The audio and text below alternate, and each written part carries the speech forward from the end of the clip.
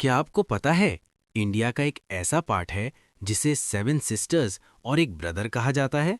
पर आखिर ये नाम क्यों दिया गया और कौन-कौन से स्टेट्स इसमें आते हैं? आज के इस वीडियो में हम संस्कृत के इस इंटरेस्टिंग चैप्टर पश्यता कोणम ऐशान्यम भारतस्य मनोहरम को बहुत ही सिंपल और इजी वे में समझेंगे। हम जानेंगे नॉर्थ ईस्ट इंडिया की नेचुरल ब्यूटी, ट्राइबल कल्चर और इन स्टेट्स की खास पहचान। तो वीडियो को एंड तक देखिए क्योंकि आज का चैप्टर सिर्फ एग्जाम के लिए नहीं बल्कि इंडिया को समझने के लिए भी बहुत इंपॉर्टेंट है। नमस्कार दोस्तों, चलिए आज मैं आपको ले चलता हूँ भारत के एक बहुत ही खूबसूरत, बहुत ही अनोखे कोने में। हम बात कर रहे हैं भारत के नॉर्थ ईस्ट की, जिसे ईशान कोण भी कहते हैं। और आज की ये यात्रा थोड़ी खास होने वाली है क्योंकि स्लाइड्स तो होंगी संस्कृत में, पर पूरी कहानी मैं आपको सुनाऊंगी एकदम सरल हिंदी में। तो तैयार हैं आप? चलिए मेरे साथ भारत के इस अद्भुत उत्तर पूर्वी हिस्से की एक वर्चुअल सैर पर। ये वो जगह है जहां संस्कृति, इतिहास और कुदरत के न जाने कितने ही खजाने छिपे हुए हैं। तो आज हम क्या क्या देखने वाले हैं? सबसे पहले हम भारत के इस खूबसूरत कोने को जानेंगे। फिर एक बड़ा ही दिलचस्प सवाल, इन्हें अष्टभगिन्यः या 8 बहनें क्यों कहते हैं?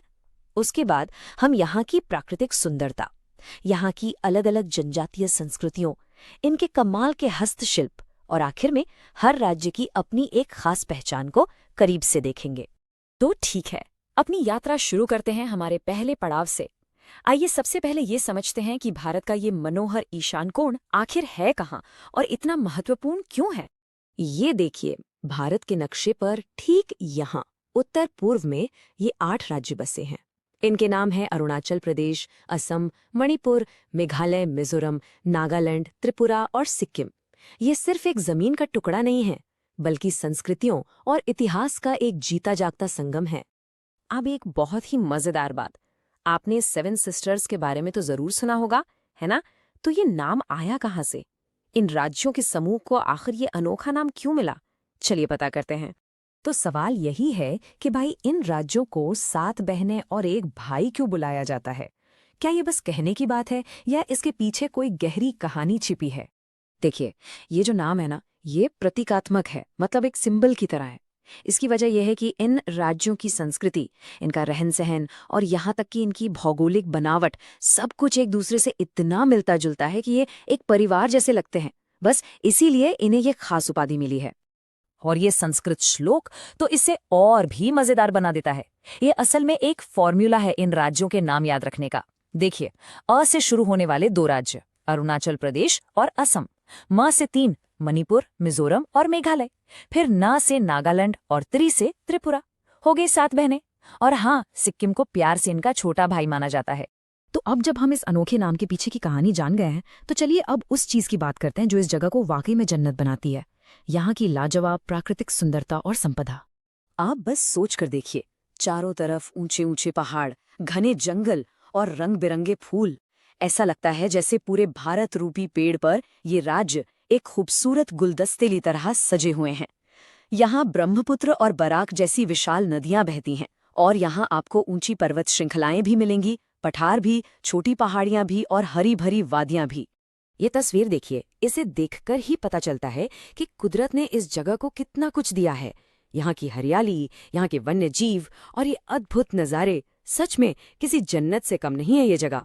लेकिन कोई भी जगह सिर्फ पहाड़ों और नदियों से नहीं बनती, वहाँ के लोगों से बनती है। तो चलिए अब मिलते हैं यहाँ के लोगों से, जिनकी विविध संस्कृति इस क्षेत्र की असली आत्मा है। ये इलाका जनजातियों का घर है। गारो, खासी, नागा, मिजो, लेप्चा और भी न जाने कितनी ही अनोखी जनजातियां यहाँ सदियों से रहती आ रही हैं। और कमाल की बात यह है कि हर जनजाति की अपनी अलग भाषा है, अपने अलग रीति रिवाज हैं, अपना एक अलग इतिहास है। यहाँ के लोग, अरे वाह, बहुत फुर्तीले और ऊर्जा से भरे होते हैं। वे कई भाषाएं जानते हैं, अपने त्योहारों को बड़े धूमधाम से मनाते हैं और हाथ की कलाकारी में तो इनका कोई जवाब ही नहीं। ये ऊर्जा और कला आपको उनके जीवन के हर हिस्से में दिखेगी। और जब कलाकारी की बात छिड़ी है, तो चलिए इनके सबसे बड़े हुनर पर एक नजर डालते हैं। ये हुनर इनकी संस्कृति भी है और इनकी अर्थव्यवस्था की रीढ़ भी।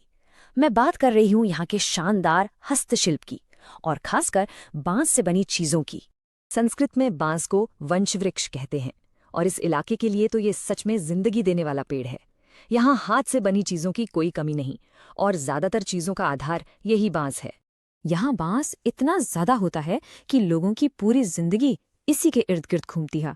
कपड़ों और गहनों से लेकर घर बनाने तक लगभग हर चीज बांस से बनती है। और आपको पता है, अब तो इनकी ये पारंपरिक कलाकारी पूरी दुनिया में मशहूर हो रही है। तो चलिए अब इस सफर के आखिरी हिस्से में चलते हैं और इनमें से कुछ राज्यों की ऐसी खास बातें जानते हैं जो आपको वाकई में हैरान कर देंगी। शुरुआत करते हैं अरुणाचल प्रदेश से। इसका नाम ही है उगते सूरज का पर्वत। और ऐसा क्यों? क्योंकि पूरे हिंदुस्तान में सुबह की पहली किरण, सबसे पहला सूर्योदय यहीं होता है ना कमाल की बात। अब चलते हैं असम। क्या आप जानते हैं कि दुनिया का सबसे बड़ा नदी द्वीप, यानी एक ऐसा आइलैंड जो नदी के बीच में बना हो, वो यहीं असम में है। इसका नाम है माजुली, जो शक्तिशाली ब्रह्मपुत्र नदी के ठीक बीच में बसा है। मणिपुर की कहानी तो बहुत पुरानी है, महाभारत तक में इसका जिक्र मिलता है। पर सबसे अनोखी चीज यहाँ पर है दुनिया का इकलौता तैरता हुआ नेशनल पार्क। जी हाँ, आपने सही सुना, एक पूरा का पूरा नेशनल पार्क जो लोकटक झील पर तैरता है। तो कहने का मतलब ये है कि ये सारे के सारे राज्य घूमने फिरने के लिहाज से किसी स्वर्ग से कम नहीं हैं। हर राज्य की अपनी एक अलग कहानी है, एक अलग पहचान है और एक अलग ही आकर्षण है जो आपको अपनी ओर खींच लेगा। तो अब जब आपने इस कमाल की जगह के बारे में इतना कुछ जान लिया है, तो एक सवाल मैं आपके लिए छोड़ जाता हूँ। अगर आपको इन 8 बहनों और भाई के घर जाने का मौका मिले, तो आप अपनी यात्रा कहाँ से शुरू करना चाहेंगे? अरुणाचल के पहले सूर्योदय से, असम के माजुली द्वीप से, या फिर मणिपुर के उस तैरते हुए पार्क से? सोचिएगा जरूर। अगली बार फिर मिलेंगे एक नई कहानी के साथ।